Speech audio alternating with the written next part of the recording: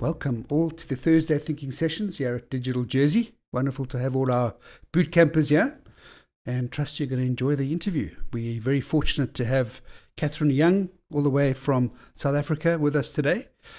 She is at the moment living between the UK and South Africa, and to share some of her stories as an entrepreneur. And I must say, I've got to know Catherine perhaps over the last year or so, and the stories are incredible. And she is a fascinating person, and no doubt you're going to learn a huge amount from her. So thank you, Catherine, for being here. Thank you, Philip. And I'm Phillip Faure. Actually have an office in the Digital Jersey vicinity. We're close to where the boot campers sit, and involved in early stage tech businesses. So let's get on to it. So Catherine, I think let's go back to the beginning. Where are you from in South Africa, and where did you grow up? So I'm from a little town called, this is a real word, Etenhage. It's a Dutch word. It's recently had a name change to Kariga, and it's in the Eastern Cape of South Africa. So it's on the coast. So I definitely am a girl from the sea, and grew up there, single parent household, grew up with my mom, had a sister at the age of 5.5. I was the dad. And she was irritating, and she is still today at her age of 43. Please tell her that I said she was 40. And really, that's where I grew up. And then just school, studies, had to work and pay for studies and get through that. And then eventually got into my first job at a big supermarket in South Africa called ShopRite. I don't know if any of you know it. But I was fortunate enough to learn from Whitey Passon at the time. I started in the stores, literally cleaning out milk and cheese. That's where I started. Worked my way through, and we had a December holiday shop in Plettenberg Bay.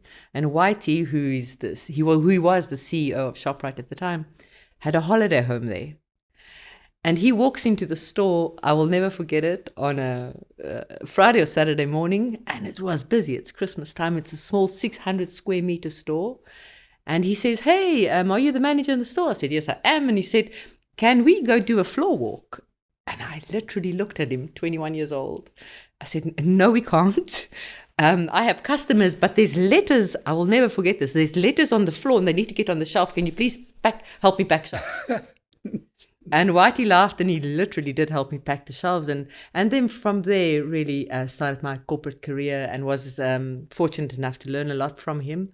Moved to the head office, that call when they all call you and say, "Come to head office. Do you really want to do this?" And that's where it started. Wow, okay. Yeah, the ShopRite Checkers is quite a large retail business in South Africa, probably a bit like a Waitrose, I suppose. Whitey Passon is one of the captains of industry in South Africa, very, very successful retail operator. Amazing how those opportunities start. It's absolutely amazing, Philip. Yeah. And it's and that was probably one of my first lessons about don't say what I'm expected to say what's needed to get the job done. And then from there went to I don't know if Caltex is familiar to you in the UK and the island, but Caltex is a petroleum company, and at the time they needed to start small supermarkets next to their service stations, and got headhunted there. It was very sad to have left ShopRite, but that's where I went next, and really got a love for entrepreneurship, because those service stations are all run by entrepreneurs, like we know. Was it a franchise you got involved in? Franchises. So there were 1,400 stores, or service stations, and that's where I realized, oh my goodness, there's another world. I don't have to work for a boss for the rest of my life. And spent a good 7-8 years there, and just learned as much as I could. Really just learned as much as I could, and then eventually was responsible for Africa, for the region of Africa, just growing those service stations, those small businesses. And then, you have to have that last thing on your CV where you have to have like a director at the end of it. It means absolutely nothing. It just means you do more admin to be honest. But then from there went to Deloitte. Okay. What age is this now? What age is this now? This is early 30s, I think. Early 30s. I then get there, do my consulting stint. I will say this too today, and we don't have to cut it out of the podcast, but they always say consulting is the last form of slavery. It truly is. but I just learned really that just put the stamp on just good work ethic. Yes. And then a last headhunt into SAP. And that's where the love for tech and entrepreneurship came. Okay. And into SAP. Into SAP, yeah. And that was it. And that was probably at the age of 36. Okay. And then the last bit is I go home one afternoon and I say to my husband, from next month, I don't think I'm going to bring money home for 6 months. Give me 6 months. If I can just... Deloitte, you would love me for this. If I can just do the work 20% better than Deloitte at 20% cheaper, I'll make a living. Right? And that's where it started. Wow. Okay. So just the normal consulting business. What got you to that point? You just knew that it was time. It was time. It was time to leave the corporate world and do something for yourself. Mm-hmm. It was time. Pattern recognition is a very important thing, I think, for all of us in all of our lives. And there was a pattern starting to emerge. I was almost 8 years at ShopRite, almost 8 years at Chevron. Then all of a sudden, 3 years at Deloitte, 2 years at SAP, and I knew my time was up. It was a pattern. It was just the pattern recognition of I'm ready now. Yeah. And it's now been 10 years. So yes, those who've worked out how old I am, I'm turning 50 this year. So excited about that. It's lovely to grow older and wiser, I think. So if you could go back in time and chat to your late 30s self. Late 30s self. Well, you're about to leave the protection of a corporate environment and a 9 to 5 and a steady income and all the benefits that come with corporate life. And knowing what you've gone through in the last 10 years of entrepreneurship, what would you say to yourself? Stay where you are?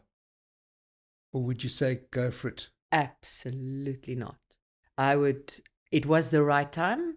I felt that I had enough experience, not really enough savings, because when you're in a corporate, you save, but you don't save to not be able to earn for 6 months. In fact, 6 months, I actually just had 4 months of money.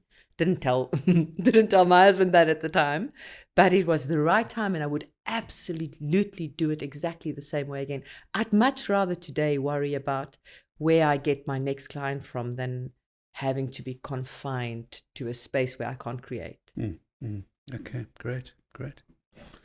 Yeah, it's very interesting. It's a tough journey, entrepreneurship, as you guys know, I'm sure, and it's difficult to, for myself as well, having spent time in a corporate, you also get that addiction to a regular income. It's like a good drug, and eventually you have to set yourself free and actually.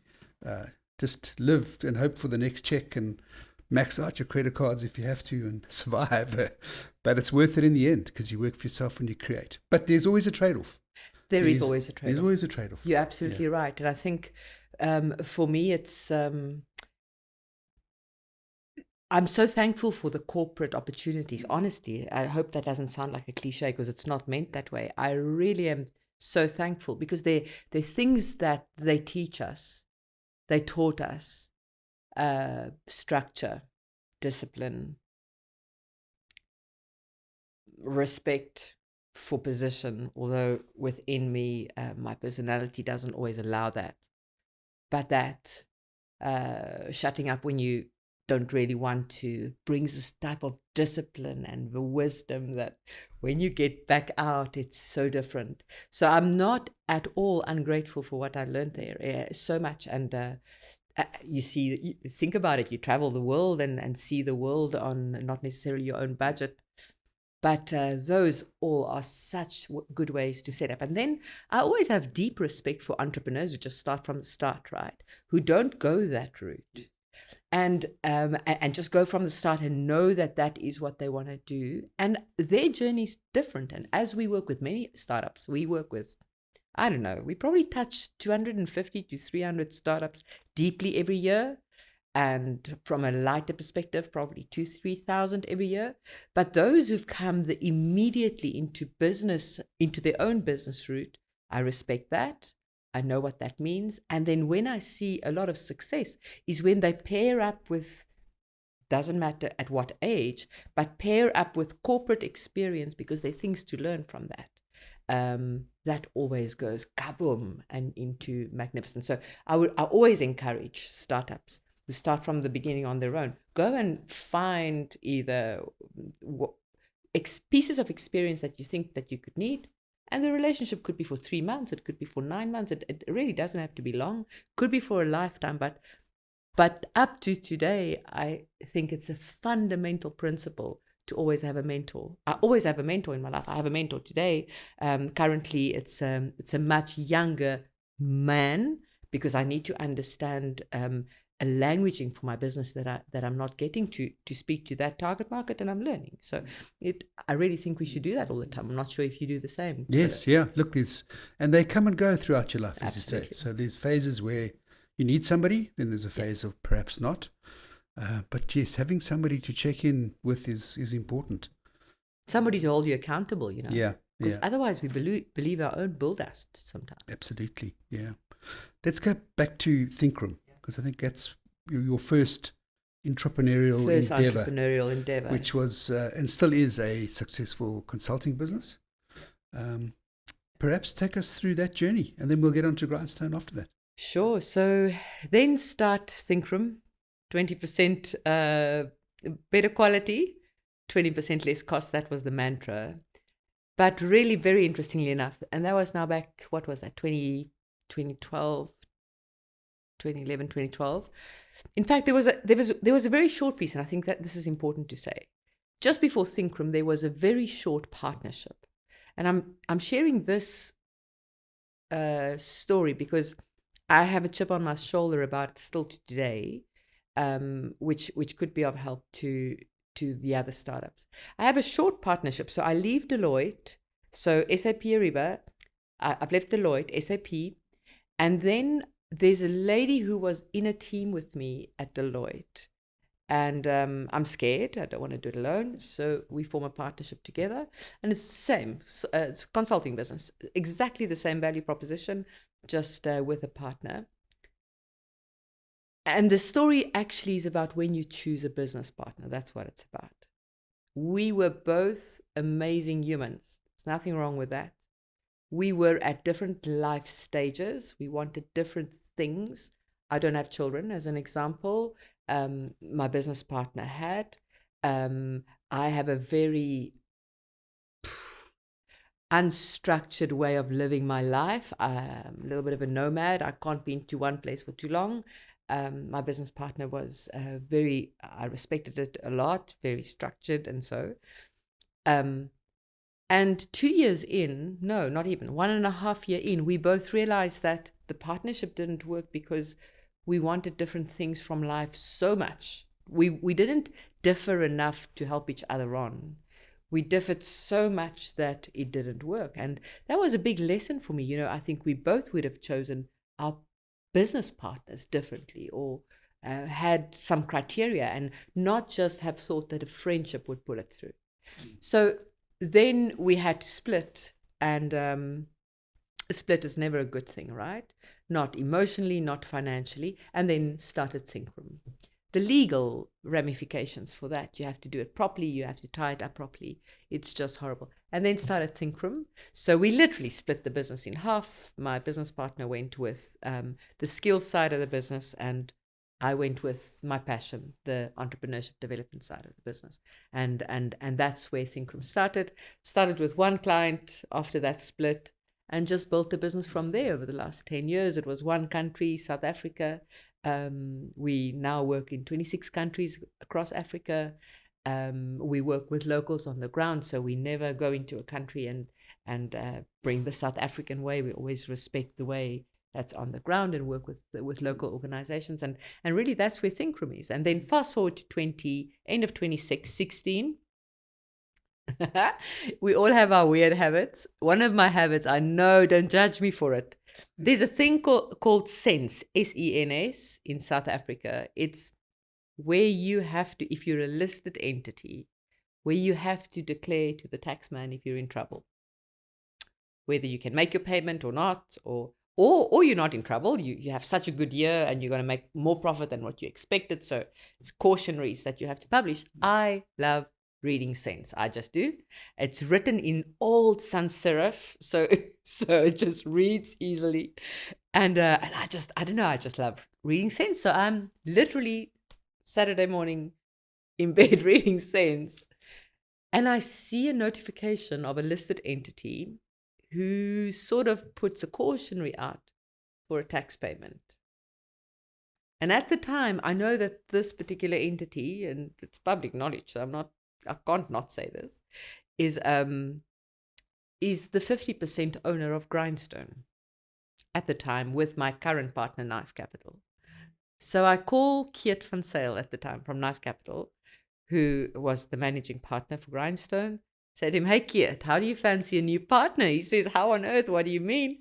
I said, "I think your business partner in Grindstone would take an offer for the business. Could do with some money."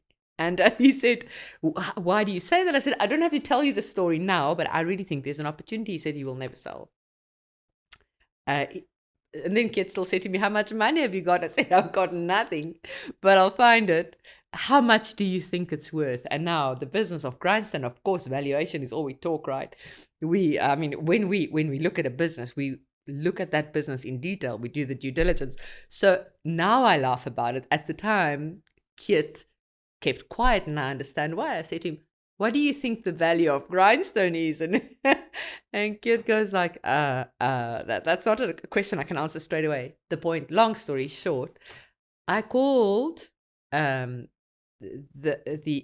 other 50% partner, because in Thinkroom we had won so much work by this stage that we needed to deliver accelerator programs, and we didn't have a program. And instead of going to develop a program, I thought, let's rather find something to buy. It's easier, it's quicker to market. And they had already built that. And they had built the program, so it would have just been quicker. And the money wasn't the issue. And this is another piece of advice. I know this may sound crazy, but to the startups listening, money is never the issue. I honestly did not have 1 cent at the time I had to do that deal. Money is only a conduit. It's never a barrier. There's so much money, we just have to get it. So then I literally did that. I called him, we did the deal in 2 weeks. I paid remember, the deal never has to be completely clean. I paid it off over 6 months. Because why? I knew he had to pay the taxman off in 6-month installments. I figured that out. So I said to him, "Okay, you know what? I will make your tax bill every month and help you pay off on that." So that's how we did it. And then we bought Grindstone. At the time, Grindstone was in South Africa. We ran a program of 10 companies a year at that stage, 2016. We're now in almost, we're 9 countries now, growing into another 5 this year, and 30 by the end of next year. So I do love growing businesses. And that's how it happened. That's how that partnership happened. And why the partnership works so well is because Thinkroom focuses really very much on getting startups and SMEs, tech and non-tech, customers, and Grindstone focuses as a Knife, the other partner, focuses as a VC on getting their money. So what do we need as startups? Money and customers, right? So it was the fascination with the startup journeys that obviously got you interested, and you knew that that's what you wanted to do. Absolutely. So you were an entrepreneur that wanted to help other entrepreneurs, essentially. It really, honestly, doesn't ever feel, not a cliche, that like I work. Like, is this work? Is this really work that we do? Like I love what I do. It's just, is it possible? So Grindstone's been 10 years. 10 years? Since you took it over? 6 years since I've been involved. Okay. 7 years, actually. Yeah. And 10 years in total. Yeah. And so how many businesses have gone through that program? So these are our more later stage businesses, they scale ups. So So these are, when you say scale up, is that a post revenue? Yeah. So they post revenue, highly innovative tech, ability to scale internationally. We like at least 2 founders in a business at that level. Yeah. And if not, a very good 2 IC in the business. And these are the businesses. 150 we have graduated successfully. We've had 10 or 11 exits, mostly into corporates. So build a business for exit into corporate. We like that exiting into strategic partners. And in fact, in part of our curriculum, we spend a lot of time on that, just really helping the scale-ups understand how to prepare for exit. And yeah, we now run all female cohorts. We run sector-specific cohorts. We run different country cohorts. It really just depends on. That's why we're so excited about Digital Jersey. We plan to run a cohort here soon. I'm sure that will be coming up and successful if we get it right. Yeah. Yeah. Great. So just to be clear, the life stages of a business. We're talking the accelerator program is post revenue, not necessarily profitable. No. But it's beyond. It's built a product. It's in business, and it's even got its first customer. And it looks like there's an opportunity for the business to go ahead. And that's where the program steps in along with mentors and all sorts of support to help get those businesses to the next phase. Yeah. So you've got, obviously we have a lot of boot campers here, and that's from the ideation phase all the way through into the MVP phase. And then it's where you step in from there, post boot camp. Absolutely. And really the boot camp program into the accelerator program, I think it will be great success stories if we can get boot campers into the accelerator over time. And we run them annually. And really COVID's brought many bad things and many good things. We run these programs so hybrid, online, offline, and just loads of learning. And what is the selfish reason why we do it? I'm sure you would want to think, but why would we do it? Running programs, really, it's not profitable to run programs. You pay the costs and you make sure that you deliver darn good programs.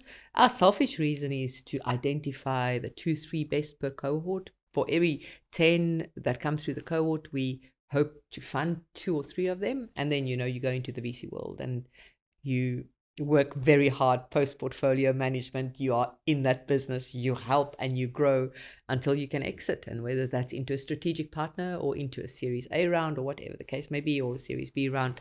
That's the selfish part of our world. But we don't make you money. Yeah.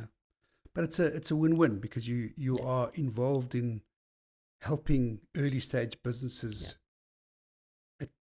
more likely succeed. Yeah. And then those that come out the end, it's an easier access to funding to go to the next level. Because it's a tough space, to get, first of all, to survive as a startup, it's not easy. And you take all the support you can get, but then to get funding is not easy either. Maybe, the advantage you have in a accelerator program is you spend 6 months with the carefully selected businesses. What are the key things that you look for in those businesses that you think are the ones that may be well positioned for funding? I'm going to answer the question twofold, and I'm going to start with the human first. Mm-hmm. So it's the human and then the business. And I'm going to go on the 150 who've graduated out of our senior program. And then we have many other lighter programs. But I'm going to go on the 150 as an example. Those who've really succeeded, those humans really have a glass half full approach. Like, okay, this is a bummer. This is not going to work. I'll lick my wounds for 2 hours. I will have my pity party. I'll light the candles if I have to and have the pity party. But then I'll find a way, and I want to illustrate it by an example. There was a female founded business that we funded, and we were pushing hard on market access, trying to get them clients because they were preparing for their next round of fundraise, and we had signed contracts, and something happened on the client side and they lost the contract, and we were already so far in delivery, they were in trouble. They were really in trouble. And they called, and of course they have to do the cautionary to the investors and said, we're in trouble. And this was in the afternoon, maybe 2-ish or so. And we said, okay. And the founder, it's a founding team, but one of the founders said, we'll call back tomorrow. We've just got to get our heads around it. And now thinking tomorrow, we will continue the conversation. Tomorrow came, they had a new plan. They had a different way. They adjusted costs. They said, this happened. It is what it is. We've licked our wounds for a couple of hours and just move on with it. So that's one thing that really differentiates those from the others. The second thing is those founders who are not too in love with their product. And I know that may sound so counterintuitive, but they love the product enough to put all their passion behind it. But if it really doesn't get product market fit, they move the hell on. They pivot as quickly as possible. And they just say, okay, shucks, this didn't work. It didn't work, but I've learned so much on how it doesn't work. Let me try something different. So those who really are not just so fixated on the product that they can't see whether it's working or not. And then thirdly, just founders with a sense of deep need for continuous learning and exploration. Those who know it all, we don't know it all, so we can't teach them all. Yeah. Really, it really just, it can't, but it's those who really have that deep sense of wanting to continuously learn, continuously improve. So the character of the person is absolutely 100% right. And would you say the one most important trait is resilience? So, Phil, yes. For me, resilience is not even a differentiator. It's a ticket to the game. Yes. You know, I think, and that's such a good question you're asking, because there is also this thing of, if you're not an entrepreneur, make the call quick enough. There's nothing wrong with not being one, but be true to yourself. So that's from the founder's point of view. And then the businesses, really, we're just looking for innovation, not for me to's, how businesses are solving things differently. Businesses that have global reach are really appealing to us. But that's our mandate, right? You get different funders with different mandates. We sector agnostic, really doesn't matter about the sector. And then just in closing, I think how the businesses live their values. And unfortunately, you can put the best pitch decks together and we can list our values on pitch decks, but it's how you live it. We have an index called the Climbing the Stairs Index, literally. That's the index. And we literally do this. If there's a new portfolio company and they have an office and we're thinking of investing, we always go do a site visit, and we always make the meeting for 8:00 a.m. And it's just what it is. So there's a response that will come back, so you will know whether they would be annoyed or not. And it's such a silly thing. It's not about people's rhythms. It's not that. It's about being hungry for an opportunity. It may as well have been 8 p.m. Just a point. And then the Climbing the Stairs Index really is, if there are stairs in the office, we always joke about it, that one of our mandate issues is if you don't have stairs, we don't invest. That's a joke. But climbing the stairs. And then when we sit there, as the staff and the employees come in, we see how they climb the stairs. So that's a metaphor for how they engage. How do they talk at the coffee station? And those things are much more important than whether the balance sheet is healthy and the traction's there. Yeah. So, those earlier stage businesses where, it's less about the revenue. I mean, obviously revenue potential is very important. I mean, they're particularly not profitable, most likely. So, top of the list, would you put team? Without a doubt. The people in that business? People, without a doubt, is our first. And to show the depth of skills in that team? Correct. And, I suppose, complementary skill sets within the team. Yeah, absolutely right. It's in our programs, we actually do, and very happy to do it with the boot campus, actually, if you want to. in our teams, we actually, when we engage with our startups, we get them to do personal assessments. This is not psychometric in any way. It's behavioral assessments. It's entrepreneurial DNA assessments. And we look at those from a place of truly how the team has or have not, how they have diverse behavioral traits, diverse entrepreneurial DNA, because you need the bits to make the whole, especially in the starting days when you don't have money to employ many people. You've got to just make do. So that is so important, and it's so important to just the one thing I learned too late in my personal life really was I tried to fix all my weaknesses. It's so much easier not to, and just focus more on strengths, and darn well hiring for your weaknesses, because those humans that are exceptional at my weaknesses would be so much more exceptional even if I fix my weaknesses, so just get on with it. And so you're absolutely right. Diverse skills is so important. And diversity of people. Absolutely. That's... We spoke about it yesterday, right? This whole thing about, there's a Harvard Business Review from 2021 that says, if you have diverse teams, so diversity in terms of race, in terms of gender, in terms of thinking, I'm just talking diversity as a whole, holistically, you have 2.5 times better results on the bottom line than when you don't have diversity. Why would we not want to do it? It's just different thinking styles, different approaches to problems. Yeah, absolutely. Yeah, that's very interesting. Now, so team, absolutely top of the list, and then I guess team, and then of course business model. There has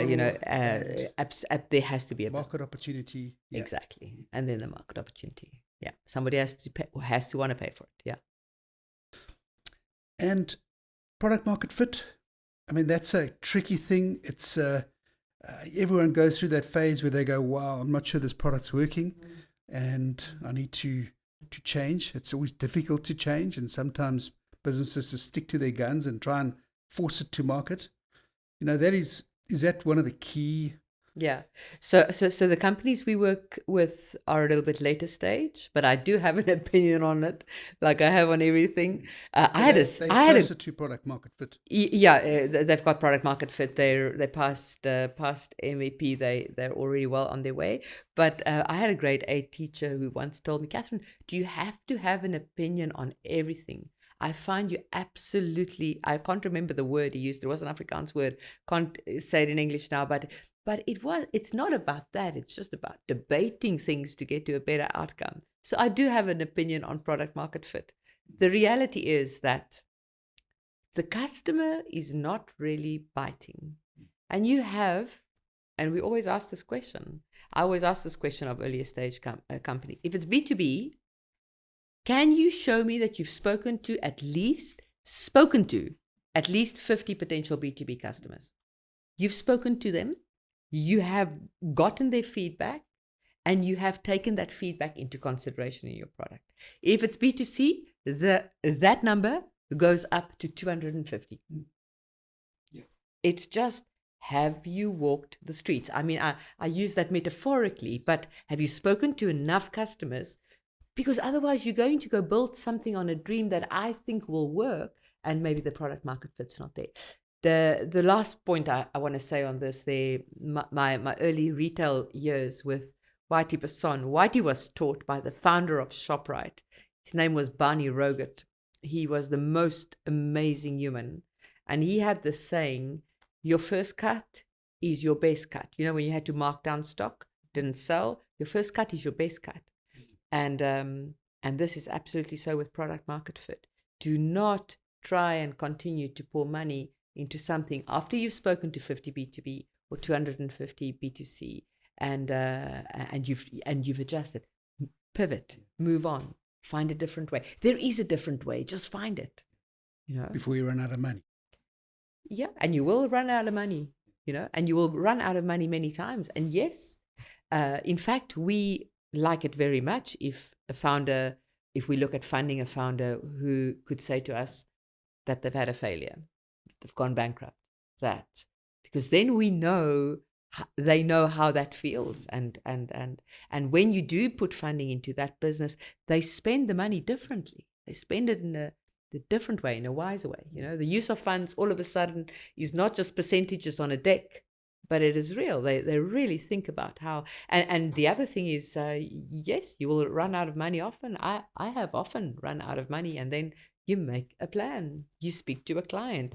You ask for better terms. You deliver a piece of moonlighting work. You do whatever you have to not give up. It's well documented the J curve of business and typically that J is a 3 to 5 year period, where the first period is, of course, going backwards, where you're putting in time, money for little return. And it's often right at the bottom of the 3 year of the J curve where you actually want to just give up. We call it the valley of death. Valley of death. Yeah. And then if you make it through there, things typically turn around. Is that, in your experience? Absolutely spot on. It's we always say the following to those entrepreneurs that we can just spot, and that they're going to make it. You just know, but you can see in their eyes they wonder if they will. And then I always do this check. How was your year one? And then there's a check there, because year one, 8 out of 10 fail. And I'm talking just generally, right? All industries, tech and non-tech. And then if they have had a year one, you say, okay, how was your year three? Because between year 3 and year 3.5 is the horrible valley of death. Because that's the real one. And oh, shucks.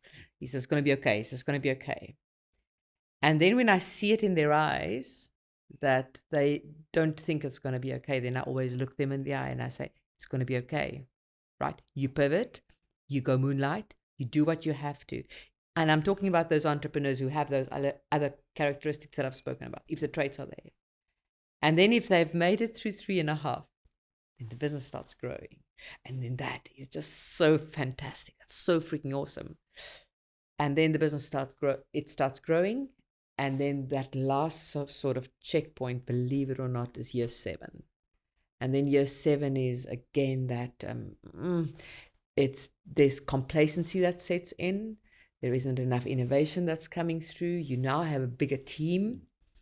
And the founder typically drops into a founder's syndrome so when I started Thinkroom, remember the quality thing? And to today, that's the differentiator.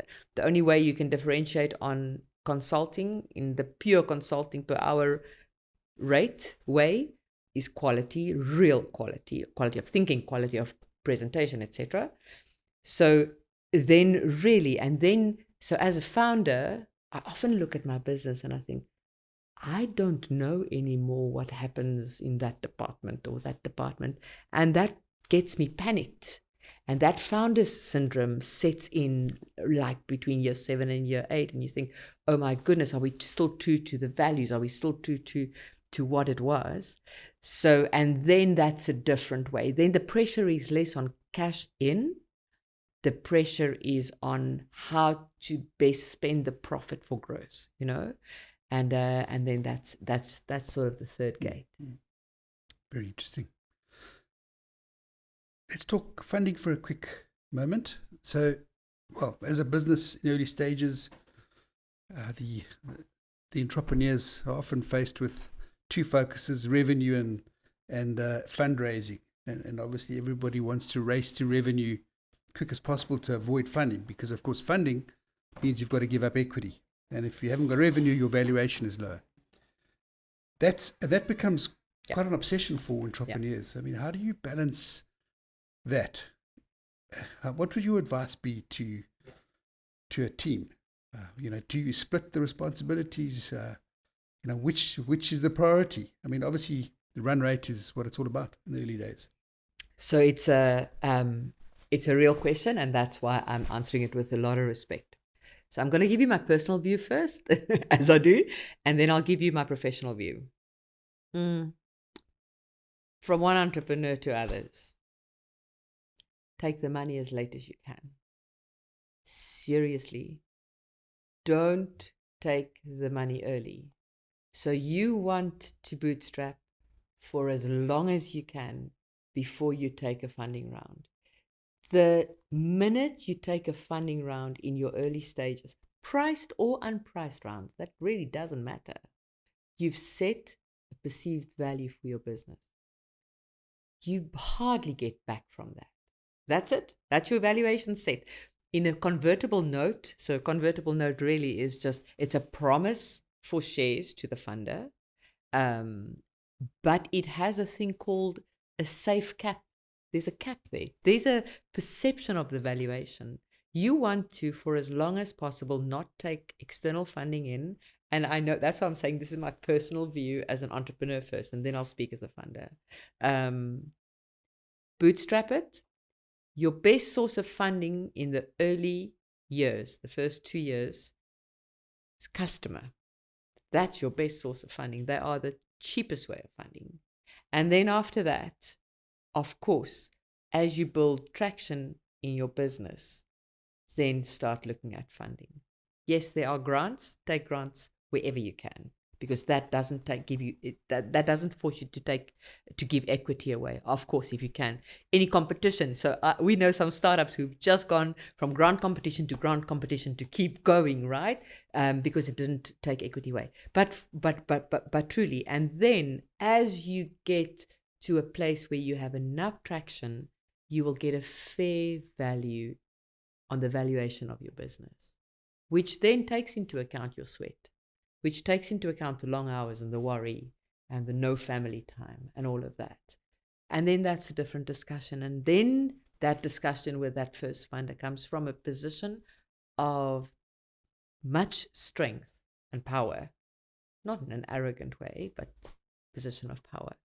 So that would be my personal advice. My professional funding advice, of course, there's a world where you live from funding round to funding round, and I really haven't had the time. I really would want to do this one day to see the time to market and the traction. Unicorns are elusive. I mean, they will always be elusive. We're all aiming for the next unicorn. There are only 1,000 and something of them in the world, and with the current financial crisis, they are folding very, very much so. The reality is build very sustainable businesses, multi-million pound businesses. Think about that, build that, drive towards that. And then when you get the multi-million pound business under your wing, then look at the next step. But take as little funding as possible in the beginning. And then as you start getting traction, take the funding as you go. That would be my advice. Brilliant, brilliant. And maybe just a little bit more personal. The journey you're on is, as an entrepreneur, is very, very tough. Enormous amount of stress. How do you balance that stress? What do you do? Well, I guess the first question is, you're 10 years in. Do you still get sleepless nights? Wake up at 2 o'clock in the morning where you can't sleep? And yeah. Thank you for the question. I like it. A little bit of a workaholic. So for me, work-life balance is a very boring concept for me personally. So for me, it's not about work-life balance, working 8 to 5, Monday to Friday. I really, my personal style wouldn't allow for that. But I want flexibility in the 24/7. So how I personally cope is, the age-old saying, can't remember, was it Gandhi, when they asked him, when you're under stress, what do you do? He said, I meditate. And then the interviewer asked him, okay, and when you are short of time? He said, I meditate more. And that's really true.